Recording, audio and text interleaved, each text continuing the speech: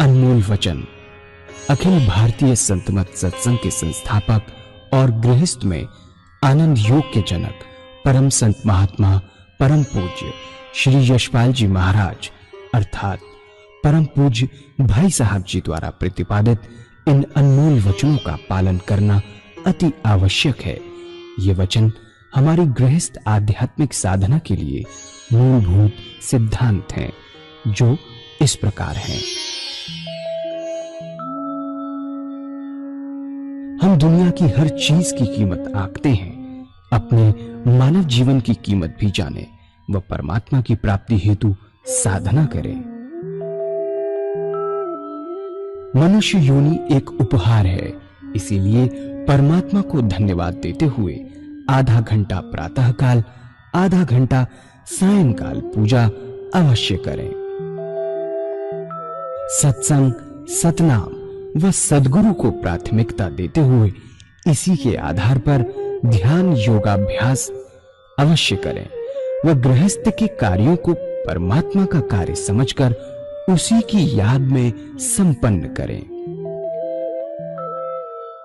हर समय ये ध्यान रहे कि गुरु कृपा द्वारा परमात्मा की पवित्र सत्ता का हमारी आत्मा में वास है, अतः मन में निरंतर अपने इष्ट देव का जाप करें।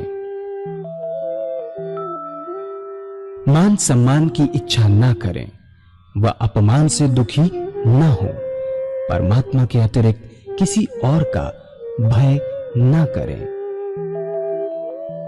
दूसरों की बुराई न करें, न सुने, सत्य व मधुर बोलें, अश्लील शब्द मुंह से ना निकालें, सभी से नम्रतापूर्ण व सुंदर व्यवहार करें। धर्म पत्नी के अतिरिक्त अपने से बड़ी से माता जैसा, बराबर की से बहन जैसा व छोटी से पुत्री जैसा व्यवहार करें। सांसारिक जीवन यापन की आवश्यकताएं अंतहीन हैं, इसलिए अधिक से अधिक समय सत्संग में व धन परोपकार में खर्च करें। याद रखें, न स्त्री माया है, न धन दौलत, न ही परिवार। माया वह है जो हृदय को परमात्मा से दूर हटा दे। अतः निरंतर सत्संग और सद्गुरु की शरण में रहने का प्रयास करें। भोजन अपने इष्ट को अर्पण कर प्रसाद रूप में परमात्मा की याद में करें। रात्रि में सोने से पहले अच्छे बुरे कार्यों का आत्मनिरीक्षण कर उसका समुचित पश्चाताप करते हुए ध्यान करें व प्रभु की गहरी याद में ही विश्राम करें। परमात्मा तू ही है, तेरी इच्छा पूर्ण हो।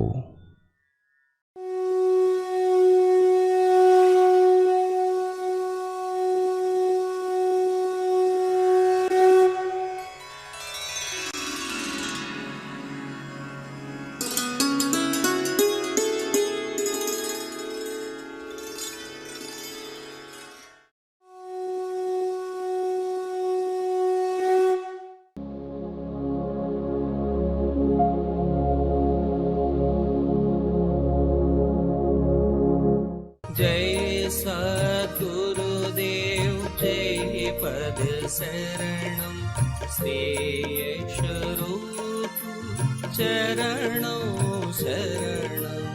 जय सद्गुरुदेव जय पद शरणम श्री स्वरूप चरणों शरणम। शरीर से त्याग हो गया, लेकिन मन से त्याग करने में बड़ा समय लगता है। दूसरी बात और भी है कि त्याग का बहुत बड़ा अहंकार होता है।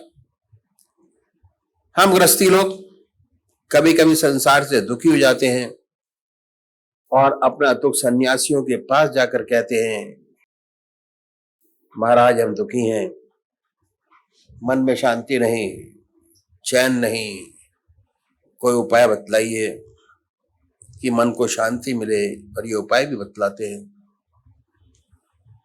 कहते हैं कि परमात्मा का ध्यान करो, ईश्वर को याद करो, इसी से सच्चा सुख और शांति मिलेगी। हम गृहस्थी लोग करते भी हैं, लेकिन हो नहीं पाता। जब नहीं हो पाता तो मजबूर होके चले जाते हैं, प्रश्न करते हैं कि महाराज बनता नहीं। प्रयत्न तो करते हैं लेकिन ध्यान तो होता नहीं। तो अक्सर ये सुनने में आता है कि ये रास्ता सन्यासियों का है, आप तो गृहस्थी हो। तो सन्यासियों में शुरू शुरू से ही भावना हृदय में पैदा हो जाती है कि हम सर्व साधारण मनुष्य से कुछ अलग है। सूक्ष्म अहंकार अंदर ही अंदर पैदा हो जाता है। जहां अहंकार है वहां परमात्मा नहीं। दूसरी बात और है कि ज्यादातर व्यक्ति किसी न किसी परेशानी में पड़कर दुखी होकर वैराग्य पैदा हो जाता है और संन्यास ले बैठते हैं। संन्यास लेने के बाद जीवन बदल जाता है। संन्यास के अपने नियम हैं, कठोर तपस्या, ब्रह्मचर्य, आसन की सिद्धि, प्राणायाम।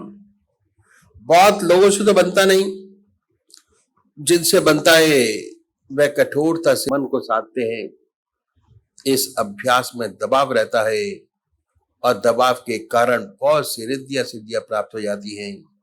तो ऐसे महात्मा जब संसार में आते हैं संसार की सेवा करने के लिए, लेकिन उनके काम क्रोध, लोभ, मोह और अहंकार, ये जो दुश्मन है इस रास्ते के, समूह नष्ट नहीं हुए होते, सुप्त हो गए होते हैं, दब गए होते हैं।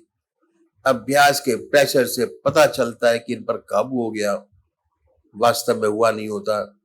जब ये संसार में आते हैं संसार की सेवा करने के लिए, तो बहुत सी अनहोनी बातें सुनाई पड़ती हैं। तो वजह यही है कि जब तक परमात्मा की सच्ची प्राप्ति नहीं हो जाती,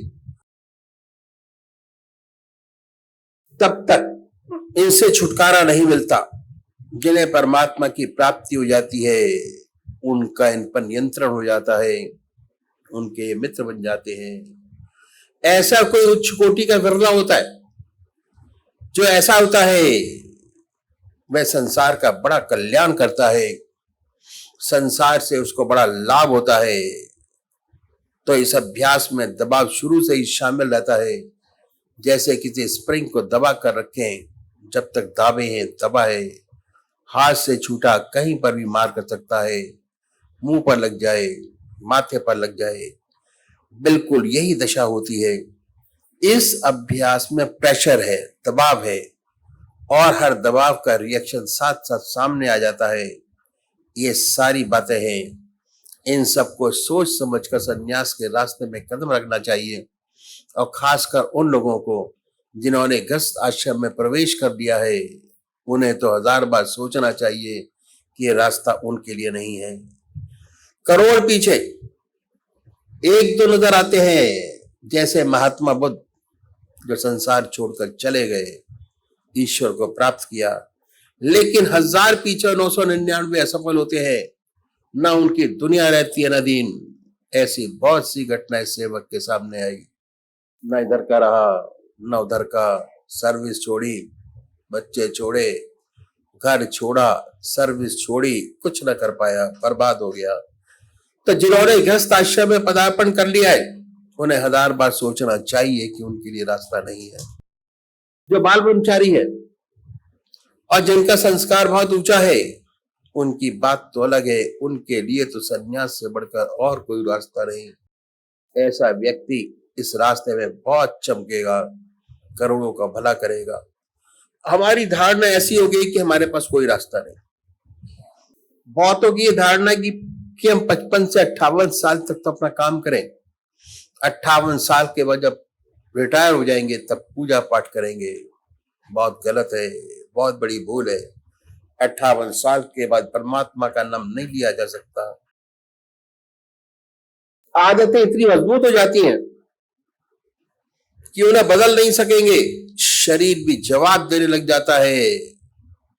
ये जो भावना हमारे अंदर आ गई है बड़ी गलत है, और अधिकतर लोगों की ये भावना है कि 58 साल के बाद पूजा पाठ करेंगे, परमात्मा का नाम लेंगे, अभी से भगवान का नाम लेकर क्या करना बहुत गलत है, फिर नहीं होगा। जो कुछ बनेगा आज बनेगा, अभी बनेगा। तो गृहस्थियों का रास्ते बहुत पुराना है, जिसे हमने बुला दिया। बड़ा ऊंचा रास्ता। आपने राजा जनक का नाम सुना होगा। राजा जनक को विदेह कहते थे। कितना बड़ा महात्मा, कितना बड़ा ब्रह्मज्ञानी हुआ। उसके जमाने के महर्षि अपने शिष्यों को उनके पास भेजते थे परीक्षा के लिए, कि राजा जनक कह दे कि ब्रह्मज्ञानी है तो है, नहीं तो नहीं। वह राजा था। राज का कितना कार्यभार उनके ऊपर था, कितनी जिम्मेदारियां थी। उन सब जिम्मेदारियों को भली भांति निभाते हुए जब एक राजा ब्रह्मज्ञानी हो सकता है, तो हम आप क्यों नहीं हो सकते? जरूर हो सकते हैं। तो ये रास्ता ही बहुत पुराना है जो मैं आपके सामने रखूंगा। इसे कहते हैं इति मार्ग। इस रास्ते में हम अपने जीवन में एक चीज बढ़ाते हैं, घटाते नहीं। एक चीज अपनी जिंदगी में बढ़ाते हैं, नीति नहीं करते। एक चीज अपनी जिंदगी में बढ़ाते हैं, वो क्या है? परमात्मा का नाम, भगवान का नाम। और परमात्मा का नाम एक ऐसी बड़ी ज्योति है, अगर सच्चे तरीके से अपने मन में आ जाए तो अंधेरे को अपने आप दूर करती चली जाती है। लाइट आई, अंधेरा गया। वाल्मीकि महर्षि उल्टा नाम जपते जपते महर्षि हो गए, और इतने बड़े महर्षि हुए कि उन्होंने रामायण पहले लिख दी, घटना बाद में घटी। लिख दिया ऐसा ऐसा होगा और वैसा वैसा हुआ। तो इतना बड़ा महर्षि, और क्या साधारण उनका जीवन था। ऐसा जीवन, ऐसा खतरनाक जीवन। जब उनके जीवन में परिवर्तन आया तो उल्टा नाम जपते जपते, भगवान का नाम लेते लेते इतना ऊंचा महर्षि हुआ कि रामायण पहले लिख दी, घटना बाद में घटी। तो ये ऐसा उजाला प्रकाश है, अगर सच्चे तरीके से हृदय में जागृत हो जाए तो अंधेरे को अपने आप दूर करता चला जाता है। तो छोड़ना कुछ नहीं है। जो आज आपकी जिंदगी है उसमें एक चीज बढ़ाइए। इस रास्ते पे चलने वाले जो हमारे सदगुरु हुए, एक के पीछे एक, उन्होंने परमात्मा को पाने के लिए, जीवन मुक्त अवस्था प्राप्त करने के लिए अपनी जिंदगी में बड़े कष्ट उठाए। उनकी जिंदगी बड़ी कठोर में थी, और बड़ी कठिनाइयों में रहते हुए न केवल अपने जीवन में जीवन मुक्त अवस्था प्राप्त की, लेकिन हमारे लिए एक रास्ता छोड़ गए, गुर छोड़ गए। अपने जीवन में जीवन मुक्त अवस्था प्राप्त की। जीवन मुक्त अवस्था प्राप्त करना हमारा लक्ष्य है।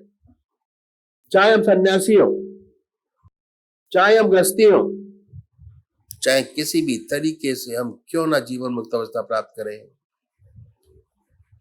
ज्ञान मार्ग से, कर्म से, संन्यास से, गृहस्थ से जीवन मुक्त अवस्था प्राप्त की पाड़ी में दो विशेष बात पैदा हो जाती है।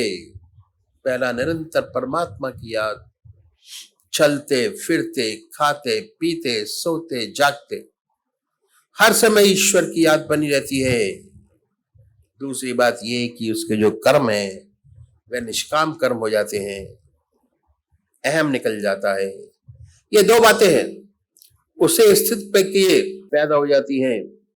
अब देखना यह है कि इसी दुनिया में रहते हुए, इसी संसार में रहते हुए, संसार के सब काम करते हुए कैसे 24 घंटे का ध्यान बने, कैसे परमात्मा का ध्यान बने,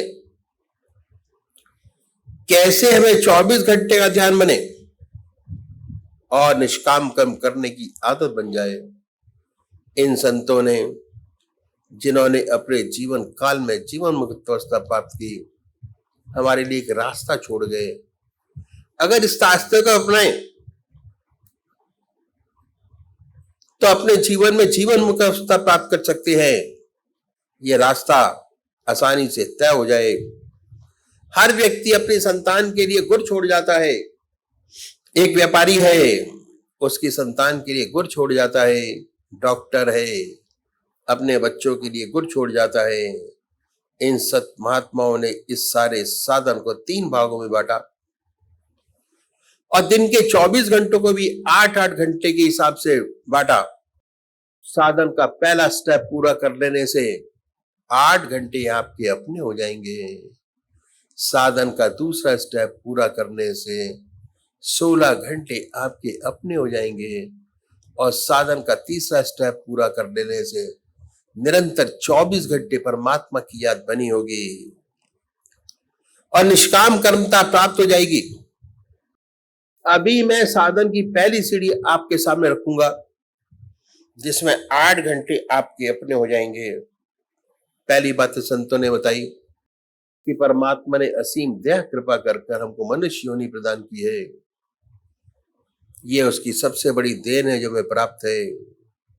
मनुष्य योनि ऐसी योनि है जिसमें परमात्मा ने हमें विवेक बुद्धि दी है, कर्म करने की स्वाधीनता दी है। बाकी 84 लाख योनियां भोग योनियां हैं। बड़ी दया कृपा कर हमें ईश्वर ने मौका दिया और हमें इस अवसर का पूरा पूरा लाभ उठाना चाहिए। कहा है बड़े ही भाग्य मानुष तन पावा, सुर दुर्लभ सदग्रंथन गावा, साधन धाम मोक्ष कर द्वारा, पाए न जहीं पर लोक सवारा। ऐसी मनुष्य योनि जो हमें भाग से मिली है, जिसके लिए देवता भी तरसते हैं, क्योंकि मनुष्य योनि एक ऐसा साधन का क्षेत्र और मोक्ष का दरवाजा है। इसमें ही परमात्मा ने हमें विवेक बुद्धि दी है, कर्म करने का अधिकार दिया है। यदि हम चाहें और प्रतिशील रहें तो परम पिता परमात्मा को प्राप्त कर सकते हैं। ये एक ऐसी योनि है जिसके लिए देवता भी तरसते हैं।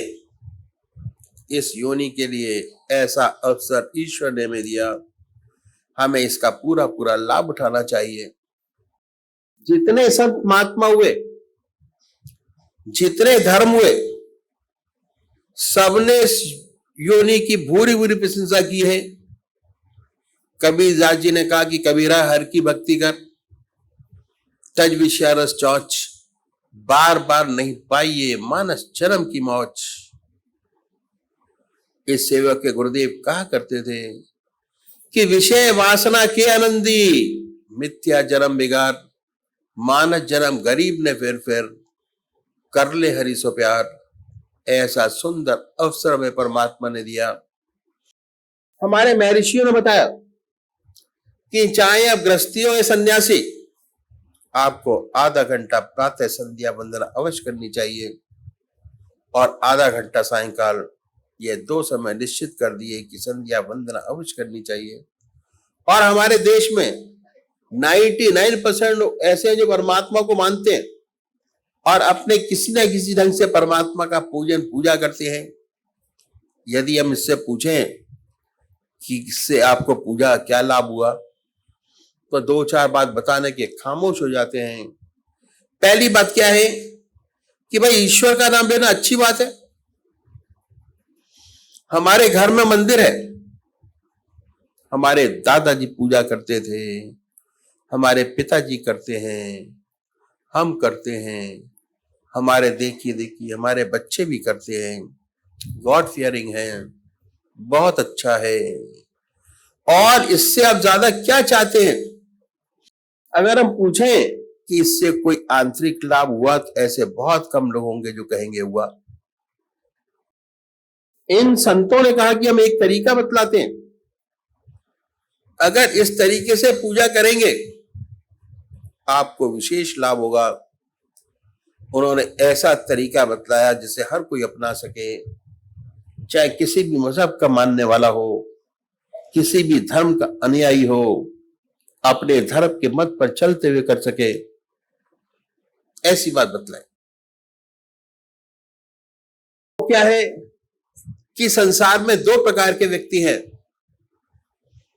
हर धर्म के अंदर एक साकार पुजारी और दूसरे निराकार, और ये बहुत पुराने जमाने से चले आ रहे हैं। इनमें नई बात नहीं, बहुत पुराने। इनमें आपस में झगड़े भी होते हैं, वाद विवाद भी होते हैं, लेकिन ये सब होते आज तक दोनों कायम है। बात ऐसी है कि मनुष्य का स्वभाव कुछ ऐसा ही है। किसी को चेहरे से प्यार होता है, किसी को शक्ल से प्यार होता है, किसी को मूर्त से प्यार होता है, किसी को मूर्ति से प्यार होता है। जिन्हें शक्ति से प्यार होता है वे साकार पुजारी, और जिन्हें शक्ति से प्यार नहीं होता वे निराकार। इन संतों ने दोनों के लिए रास्ता बताया कि साकार पुजारी का जो काम है, सबसे पहला एक इष्ट का निश्चित करना, एक इष्ट, एक मूर्त, एक नाम, इन संतों ने निश्चित करना। और वो अपने आप निश्चित कीजिए, अपनी आत्मा से पूछिए कि परमात्मा की कौन सी मूर्त आपको सबसे ज्यादा प्यारी लगती है, जिसमें आप भगवान की सबसे ऊंची भावना डाल सकते हैं, उसे अपनाइए, उसे माने। जिसके अंदर आपकी आत्मा सबसे ऊंची भावना डाल सकती है, उसको माने, उसे अपनाएं और उसे अपना इष्ट माने। उसके बाद उसी की पूजा करें, उसी का ध्यान करें, उसी को याद करें, उसको बदले नहीं। ऐसा नहीं कि आज आप राम की पूजा करें, कल कृष्ण की, परसों मां की। अगर रोज रोज बदलेंगे इसका विशेष लाभ नहीं होगा। दरअसल में पूजा का जो मकसद है वह चित्त की एकाग्रता प्राप्त करना, कंसंट्रेशन ऑफ माइंड, ध्यान। और वो ध्यान से ही प्राप्त हो सकता है, कंसंट्रेशन ऑफ माइंड, नाम जाप से। नाम जाप की गहराइयों में जाएंगे तो ध्यान की स्थिति पैदा होगी, और उसके बाद कंसंट्रेशन पैदा होगा, और चित्त की वृत्तियों का निरोध प्राप्त करना। मन की एकाग्रता, चित्त की एकाग्रता, मन की एकाग्रता, और उससे ऊपर उठे तो चित्त की वृत्तियों का निरोध प्राप्त करना। ऐसी हालत जिसमें विचार शून्यता पैदा हो जाए।